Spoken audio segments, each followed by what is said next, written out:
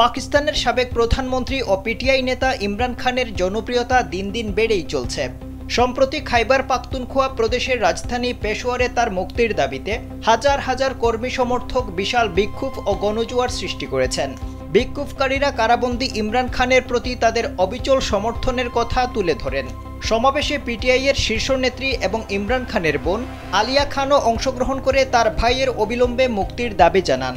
বক্তারা দাবি করেন, ইমরান খানের বিরুদ্ধে আনা ১.৫ শতাধিক মামলা রাজনৈতিক উদ্দেশ্য প্রণোদিত। তারা অবিলম্বে এসব মামলা তুলে নিয়ে ইমরানের মুক্তির দাবি জানান। বক্তারা সরাসরি অভিযোগ করেন, সরকার ও সেনাবাহিনী যৌথভাবে ইমরান খানকে রাজনীতি থেকে সরিয়ে রাখতে চাইছে। ২০১৮ সালে পাকিস্তানের প্রধানমন্ত্রী হওয়া ইমরান সেনাবাহিনীর সঙ্গে টানাপোড়েন, রাজনৈতিক বিরোধ এবং দুর্নীতি মামলায় জড়িয়ে ২০২২ সালে ক্ষমতা হারান। এরপর তার বিরুদ্ধে একের পর এক মামলা দেওয়া হলেও পাকিস্তানের সাধারণ মানুষ ইমরান খানের প্রতি তাদের সমর্থন অব্যাহত রেখেছেন।